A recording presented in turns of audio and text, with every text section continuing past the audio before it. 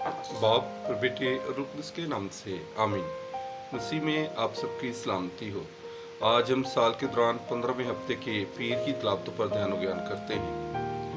आज की तमाम तलावतें हमें दावत देती हैं कि खुदा की तरफ से जो भी हमें जिम्मेदारी सौंपी गई है, जो भी खिदमत खुदा की तरफ से हमें मिली है, हम वो खुश सलूकी के साथ निभाएं और खुदा के हमेशा वफादार रहें।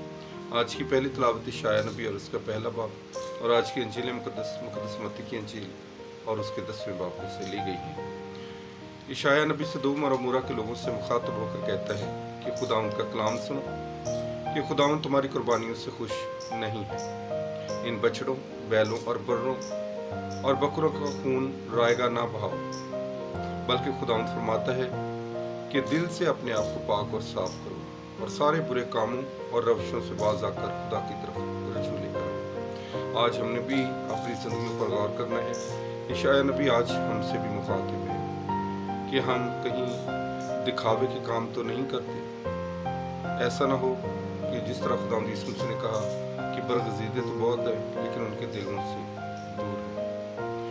आज के इंजील मुकद्दस में खुदा यीशु मसीह फरमाते हैं कि जो कोई अपनी सलीब ना उठाए और मेरे पीछे ना बोले, वो मेरे लायक नहीं। यानी जो अपनी जिम्मेदारी में जो उसे खुदा की तरफ से मिली है वो वफादारी से नहीं या उसमें गफलत बरतते हुए उसे निभाते हैं, वो खुदा के लायक नहीं।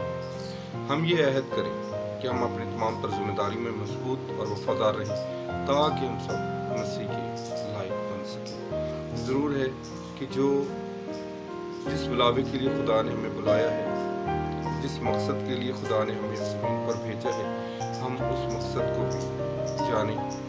अगर फिर भी हमें समझ नहीं आती कि खुदा ने किस लिए भेजा है, तो ज़रूर है कि हम खुदा की पाक मर्ज़ी को जानें। इससे बेहतर कि खुदा ने हमें इंसान बनाया, खुदा ने अशरफुल मखलूक़ात पैदा किए हैं। खुदा का यही मंसूबा है कि हम हमेशा उसके बेटे और बेटियाँ बनें। खुदावंद हम सबको बड़ी बरकत दे ताकि हम खुदा के फर्जंद बनने के काबिल बने। उसी यीशु के वसीले से आमीन।